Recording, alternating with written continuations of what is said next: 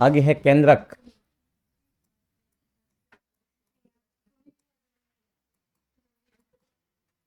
Nucleus, केंद्रक जो दो और झिल्लीबद्ध कोशिकांग है, ये हमारे पास बचा था। बात कर लेते हैं इसकी। इसको किसने खोजा था, डिस्कवर किसने किया था इसको, केंद्रक को? पता है क्या? रॉबर्ट ब्राउन ने इसकी खोज की थी। रॉबर्ट ब्राउन ने इसे डिस्कवर किया था, खोजा था। ठीक है। होता क्या है?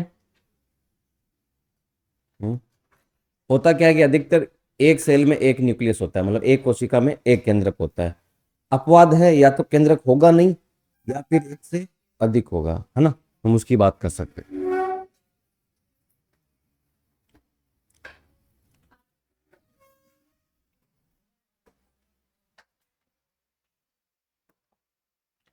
तो पहले हम बात करेंगे कि केंद्रक अनुपस्थित किस किस में है, न्यूक्लियस एब्सेंट या केंद्रक अनुपस्थित किस किस में है। फिर हम इधर बात करेंगे एक से अधिक, एक से अधिक, मोर देन वन न्यूक्लियस किस किस में प्रेजेंट है। एक से अधिक केंद्रक उपस्थित। ठीक है, तो घटना क्या हो जाती है, बहु केंद्रित हो जाती है। अगर हम बात करें कि किस किस में अनुपस्थित है, तो आपको पता ही है। एक तो स्तनधारियों की परिपक्व आरबीसी में केंद्रक नहीं पाया जाता। स्तनधारियों की परिपक्व आरबीसी, और दूसरा है पादपों की, सीव ट्यूब बोलते हैं, चालनी नलिकाएं। ठीक है, संवन जो बंडल है उनका भाग होती है, तो पादपों की सीव ट्यूब या चालनी नलिकाओं में हमें केंद्रक देखने को नहीं मिलता, केंद्रक नहीं पाया जाता सर। ठीक है, अब बात करें एक से अधिक केंद्रक किसके में हो, किस किस में होगा। तो एक एग्जांपल है हमारे पास, पैरामीशियम। कहाँ देखा था हमने पैरामीशियम को? पैरामीशियम में देखा था कहीं? देखा था सर, लेकिन पता नहीं कहाँ देखा। कैरिस, पैरामीशियम एस्केरिस, और हमारी जो कंकाल पेशियां हैं, एस्केरिस तो हम्म एस्केरिस कवक में देखा था।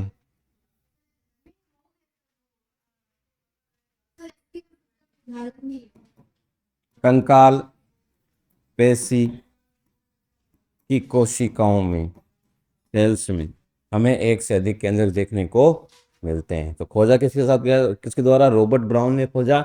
और लगभग अधिकतर एक कोशिका में, सिंगल सेल में एक केंद्र, सिंगल न्यूक्लियस देखने को मिलता है। हम एक्सेप्शन, अपवाद की बात कर रहे हैं। केंद्र या तो है नहीं, और है तो दो से अधिक है। नोट करो इसको फटाफट।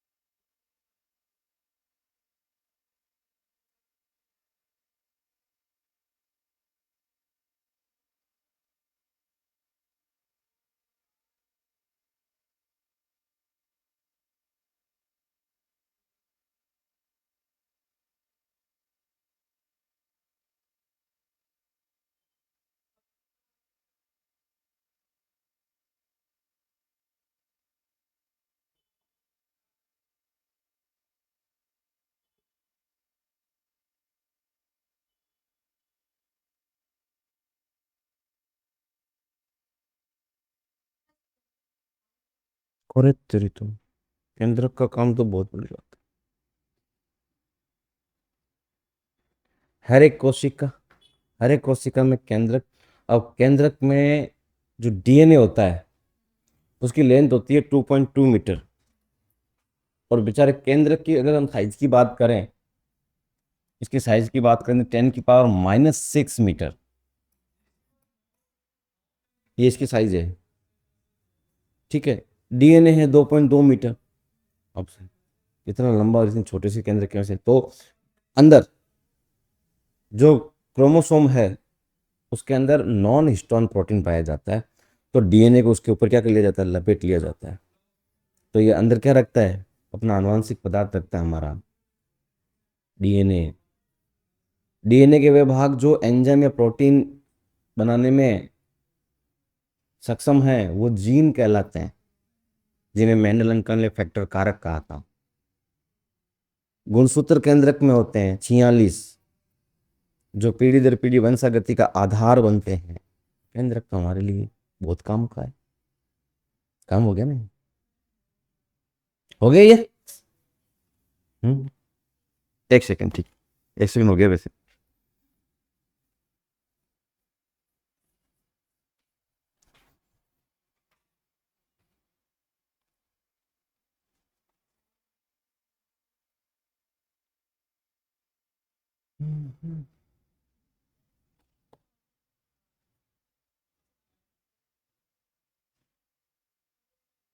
ठीक है।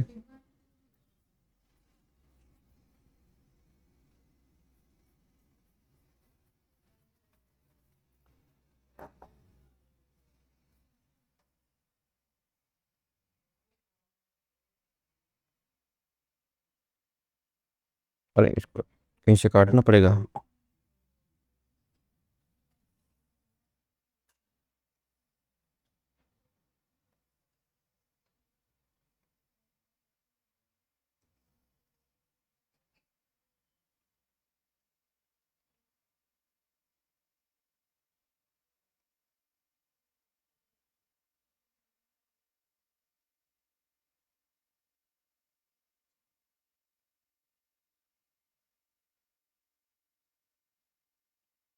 और झिल्लीबद्ध कोशिकांग है केंद्र। पहली बात तो पीछे लिखना चाहिए था कि चलो यहीं लिख देंगे इस पॉइंट को।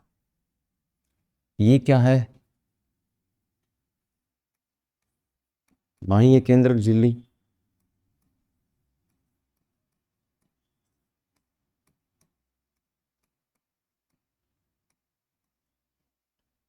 ये क्या है? बोलो तो सही। ज्यादा खा के आ गई क्या? बोल ही नहीं रही है। और पीछे वाले खाते नहीं है तो वो वैसे नहीं बोल रहे। अब क्या करे, कहाँ जाए बताओ भगवान। हम्म। वही तो कह रहा हूँ। ये बाह्य केंद्रक झिल्ली और आंतरिक केंद्रक झिल्ली, इसके बीच के इस अवकाश को, इस जगह को बोला जाता है परिकेंद्र की अवकाश। परिकेंद्रकीय अवकाश कहते हैं। ठीक है। और इसकी जो लेंथ है, ठीक है, वो आपके यहाँ बिल्कुल साफ साफ लिख रखा है कि 10 से 50 नैनोमीटर, एनसीईआरटी ने बता रखा है। तो ये यहाँ पे लेंथ की बात कर लें, लंबाई चौड़ाई कितने का? 10 से 50 नैनोमीटर। कौन? परिकेंद्र की अवकाश। बाह्य केंद्रक झिल्ली, आंतरिक केंद्रक झिल्ली के बीच का जो स्थान है, जगह है, वो क्या कहला रहा है? परिकेंद्र की अवकाश। और इसका आकार बता रखा है, लेंथ बता रखी है 10 से 50 नैनोमीटर। आगे बात समझ में? बोलो। ये आपको दिख रहे हैं, इन्हें कहते हैं केंद्रक छिद्र, न्यूक्लियस पोर, केंद्रक छिद्र। ये जो केंद्रक छिद्र है ये इन दोनों झिल्लियों के संलग्न से बनता है। केंद्रक छिद्र जो है वो केंद्रक की दोनों झिल्लियों के संलग्न से, केंद्रक की दोनों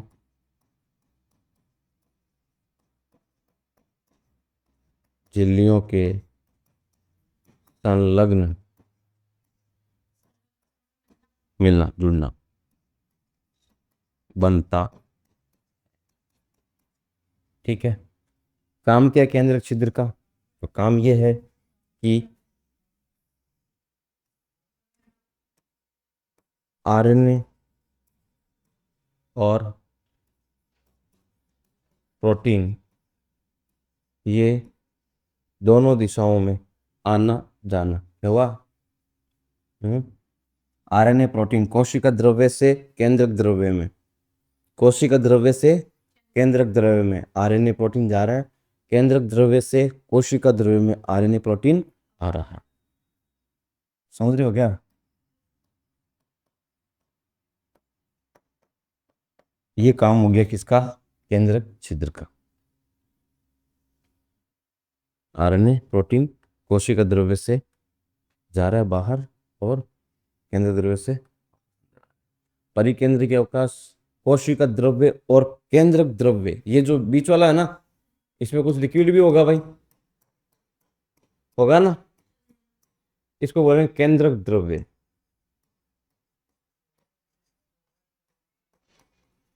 केंद्रक द्रव्य। ठीक। तो ये परिकेंद्रिक अवकाश क्या करता है? केंद्रक द्रव्य और ये बाहर जो कोशिका द्रव्य है इसके बीच में अवरोध का काम करता है। आ रही बात समझ में? अलग अलग रखता है केंद्रक द्रव्य को और कोशिका द्रव्य को, क्या करता है? अलग अलग रखता है। ये है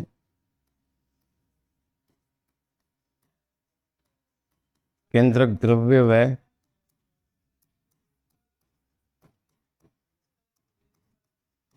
कोशिका द्रव्य में अवरोधक होता है। ठीक है। हाँ हाँ हमारा दिन केंद्रक और कोशिका का रूप। कोशिका द्रव्य प्लस केंद्रक, वो मतलब होगा या फिर हाँ होगा, मेरे को ये नहीं समझ। अरे कोशिका है,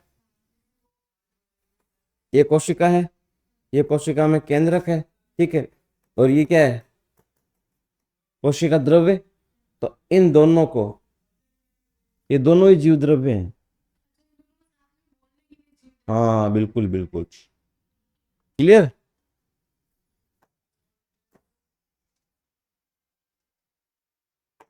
समझ में आ गया?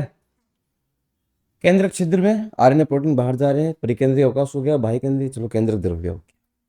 अब इसके अंदर ऐसे धागे नुमा, इसके अंदर ऐसे धागे नुमा रचना पड़ी रहती है जिसे क्या कहते हैं? क्रोमेटिन कहते हैं। क्या कहते हैं? इसे क्रोमेटिन कहते हैं। क्रोमेटिन नाम किसने दिया था? फ्लेमिंग ने दिया था, ध्यान रखना। या इनकी खोजा किसके के द्वारा गया था? फ्लेमिंग के द्वारा। इन्हें फ्लेमिंग ने अभिरंजित अभिरंजित करके खोजा, करके खोजा या बताया। तो क्रोमेटिन नाम किसने दिया? फ्लेमिंग ने नाम दिया। ठीक है ना? जो धागेनुमा संरचना पड़ी है केंद्र के अंदर, इसे क्रोमेटिन कहा किसने? फ्लेमिंग ने। उसने इसको क्या किया था? स्टेन किया था, अभिरंजित किया था। क्लियर? आपके देवी रखा ना? देवी रखा। ये हो गया। इसके अलावा फिर एनसीईआरटी कह रही है कि इसके अंदर ऐसे गोलाकार संरचनाएं देखने को मिलती है, दो या दो से अधिक होती है। इन संरचनाओं को बोलते हैं केंद्रिका। क्या कहते हैं? इन्हें बोला गया है केंद्रिका। क्या बोला गया है? कहाँ पे है केंद्रिका? केंद्रक द्रव्य में है।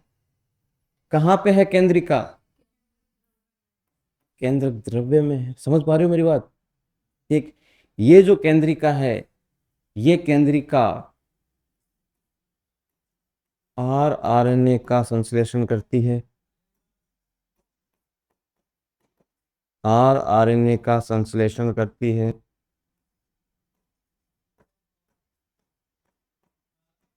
जिससे क्या बनते हैं? आरएनए क्या बनते हैं? राइबोसोम बनते हैं।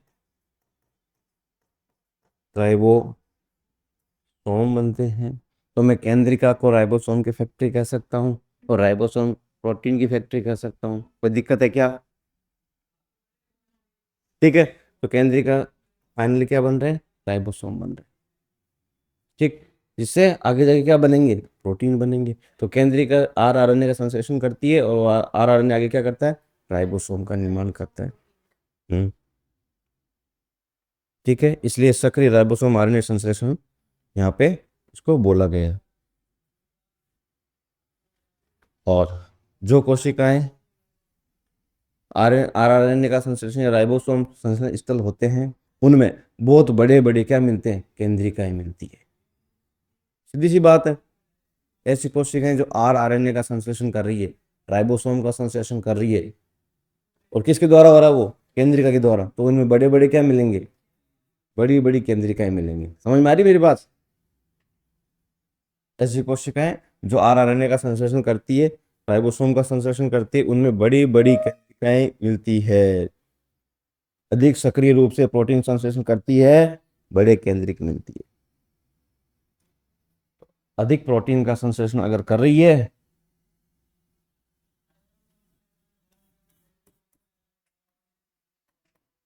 अधिक सक्रिय प्रोटीन का संश्लेषण करने वाली सेल्स में बड़े बड़े केंद्रिका पाए जाते हैं। क्या हुआ? ठीक है, बोलो।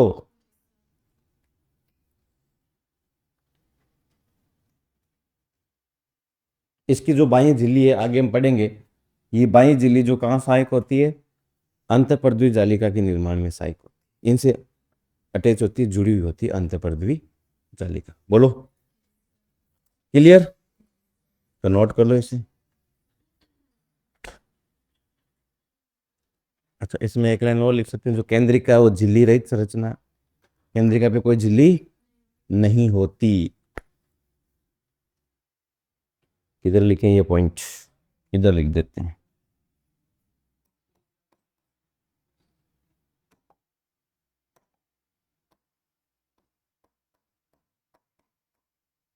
केंद्रिका झिल्ली रहित संरचना है।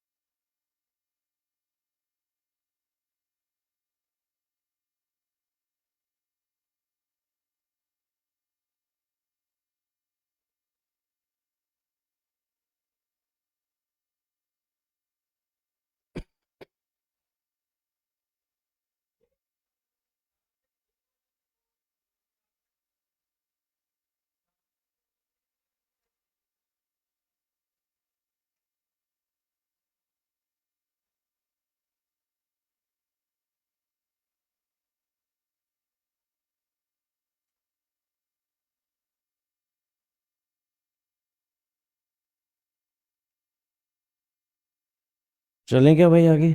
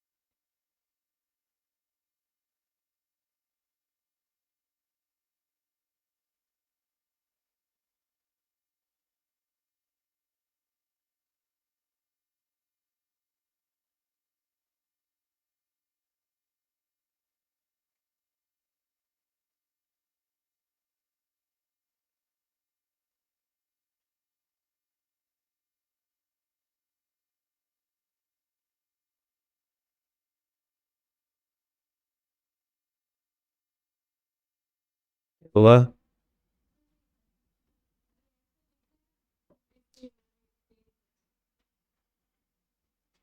बचाना चाहिए, पेज बचे के अंदर पेड़ बचेंगे।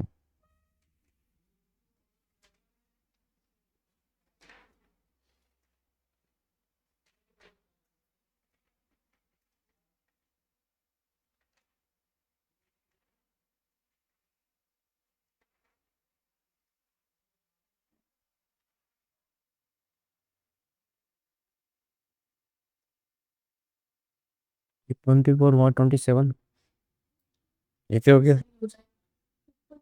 नहीं नहीं, लेकिन ये बता चेंज क्यों बता रहा है? आप कम कर है प्रोडक्ट में। अरे रुक तो जा, ये 22 पे चला गया।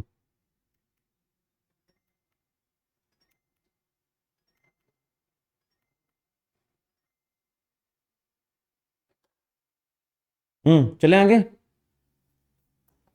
अब देखो, एक है हमारे पास क्रोमेटिन और एक हमारे पास है क्रोमोसोम। क्रोमेटिन और क्रोमोसोम, क्रोमोसोम को हम क्या कहते हैं? गुणसूत्र। क्या कहते हैं? गुणसूत्र। इनमें क्या अंतर है?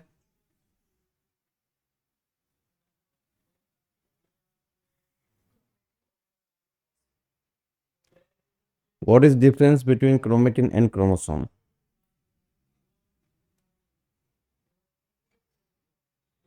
तो आज के बाद बोलना, जोर से बोलना कि इनमें कोई अंतर नहीं है।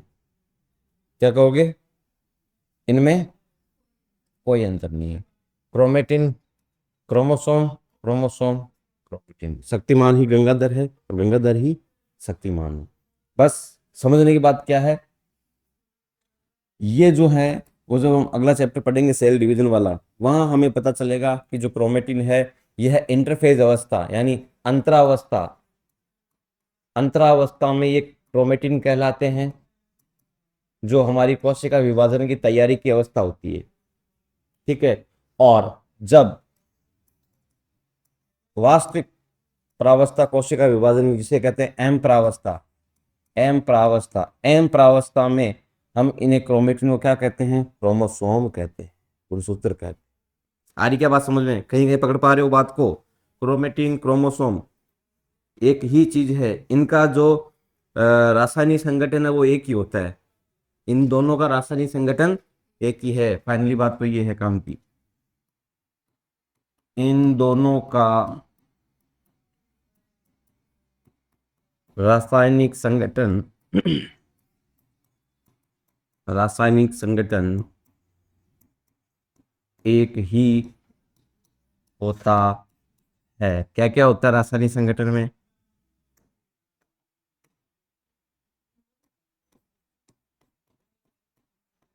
हिस्टोन प्रोटीन प्लस गैर histone protein plus DNA plus RNA. ठीक है, ये इसका क्या है? रासायनिक संगठन है। दोनों में होता है, क्रोमेटिन भी इनसे बना हुआ है, क्रोमोसोम भी इनसे बना हुआ है। मेरी बात समझ में आ रही है? क्रोमेटिन भी आप इन चारों से मिलकर बना हुआ है, क्रोमोसोम भी इन चारों से मिलकर बना हुआ है। लेकिन जब कोशिका विभाजन से पहले की जो तैयारी की अवस्था है, अंतरावस्था या इंटरफेज स्टेज, उसमें इन्हें हम क्रोमेटिन के नाम से जानते हैं। और जब वास्तविक हम कोशिका विभाजन में एंटर कर लेते हैं, जो एम प्रावस्था है, उसमें इन्हें हम क्रोमोसोम गुणसूत्र कहते हैं। इनका रासायनिक संगठन कैसा है? समान है, एक जैसा है। किन किन से बना हुआ है? इन चीजों से बना हुआ है। नोट करें फटाफट।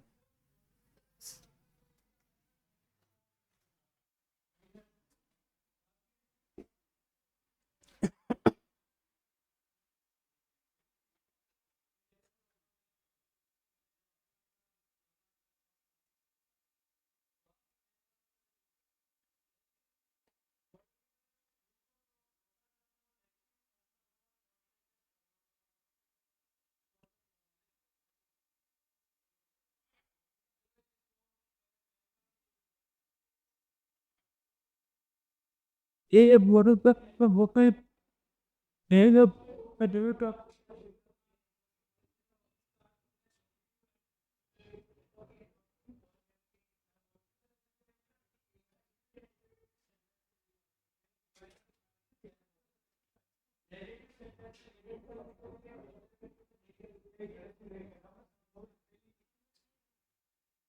possible that's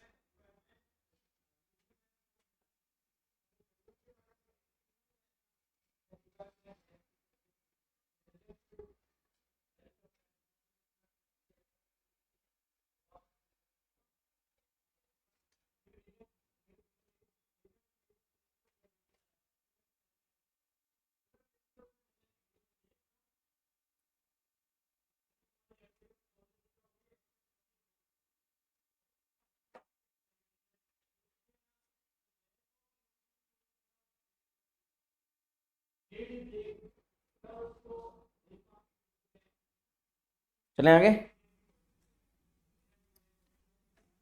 अब हम थोड़ा हमारे इन भाई साहब के बारे में बता रखे हैं, इनकी बात कर लेते हैं। गुणसूत्र क्रोमोसोम। हम्म हमने पढ़ा है गुणसूत्र लिंग और अलिंग दो प्रकार के होते हैं। पढ़ा चुका हूँ आपको। लिंग गुणसूत्र और अलिंग गुणसूत्र टोटल कितने होते हैं? 46 होते हैं ना? बोलो भाई। अगर मानव की बात करें,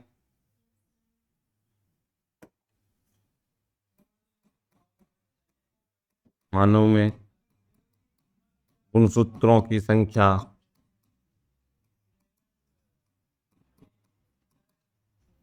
कितनी होती है? 46 होती है, जिसमें एक्स वाई या एक्स एक्स प्लस 44 प्लस 44, ये किसमें है? ये किसमें है?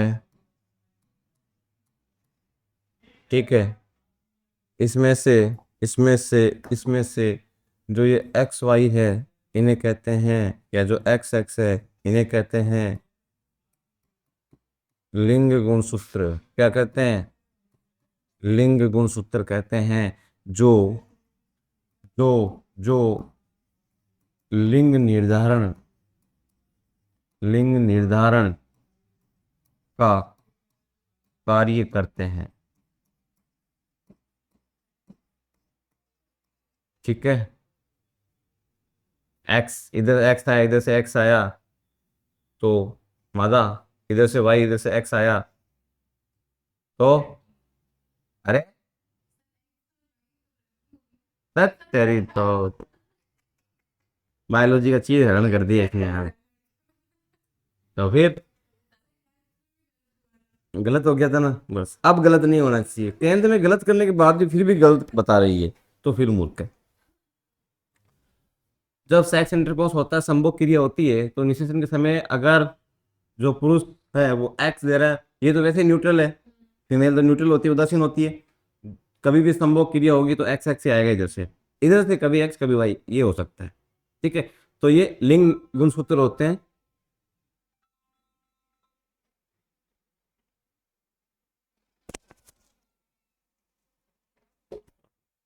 ठीक है, जो लिंग का निर्धारण करते हैं, समझ रहे हो। और ये वाले जो है आपके पास 44,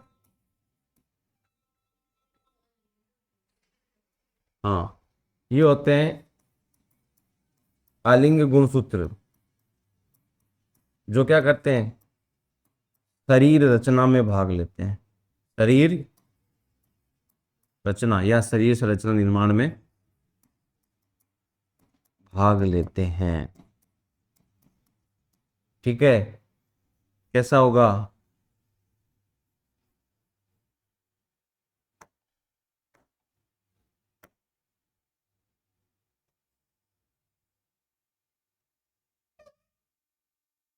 एक और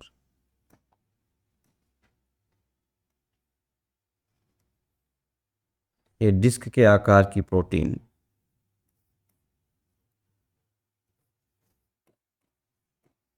काइनेटोकोर,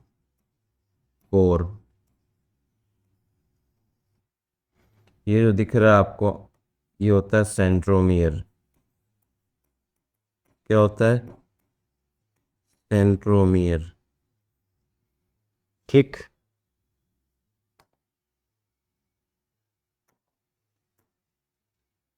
ये डिस्क आकार की प्रोटीन है,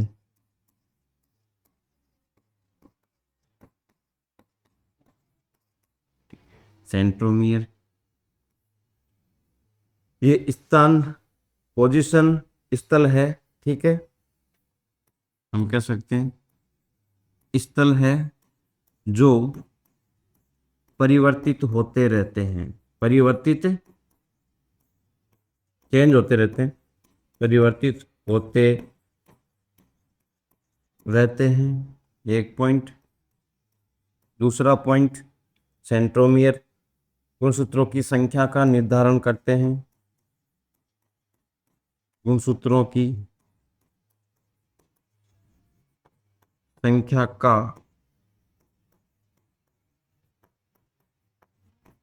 निर्धारण करते हैं, और डिस्क आकार की प्रोटीन, काइनेटोकोर, सेंट्रोमेर स्थल जो परिवर्तित होते रहते हैं, गुणसूत्रों की संख्या का निर्धारण करते हैं, और ये प्रत्येक गुणसूत्र में पाए जाते हैं,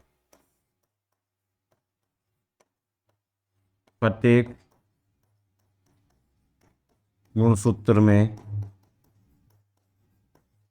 पाए जाते हैं। ठीक है, अब ये कितने गुणसूत्र है, हम्म ये जो आपको दिख रहा है डायग्राम, इसमें कितने गुणसूत्र है, दो। ठीक है, अब मैं अगर कहूं आपको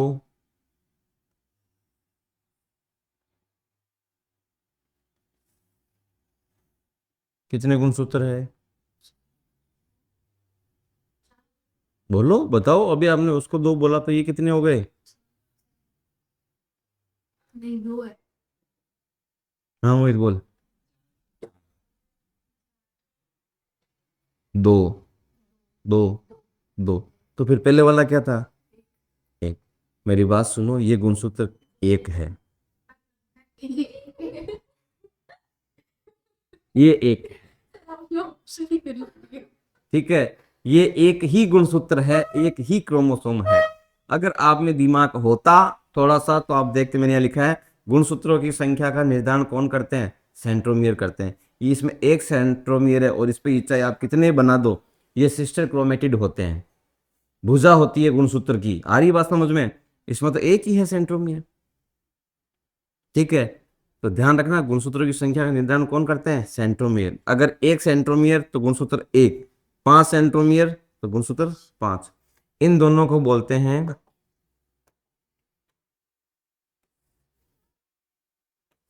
टू सिस्टर क्रोमेटिड।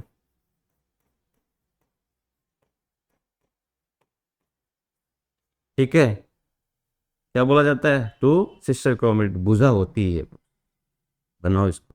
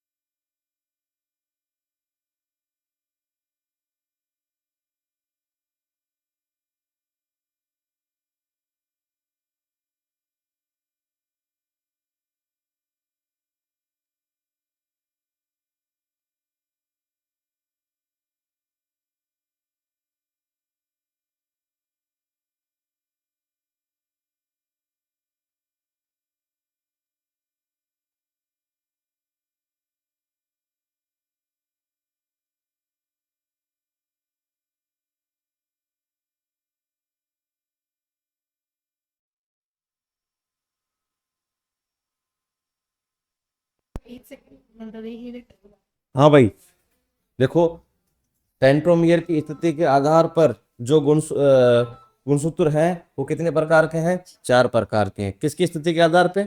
सेंट्रोमियर या गुणसूत्र बिंदु की स्थिति के आधार पे। टिलोसेंट्रिक में गुणसूत्र बिंदु या सेंट्रोमियर कहाँ है? शीर्ष पे है। आकार कैसा है? आई आकार। एक्रोसेंट्रिक में गुणसूत्र बिंदु या सेंट्रोमियर थोड़ा सा नीचे चला गया, आकार कैसा हो गया? जे आकार। मेटासेंट्रिक में जो गुणसूत्र बिंदु या सेंट्रोमियर है बिल्कुल केंद्र में, सेंटर में होता है, दोनों भुजाएं बराबर होती है, आकार हो गया वी आकार। और सब मेटासेंट्रिक में थोड़ा सा सेंटर से ऊपर की ओर खिसक जाता है, सेंट्रोमियर या गुणसूत्र बिंदु, आकार हो गया टेल आकार।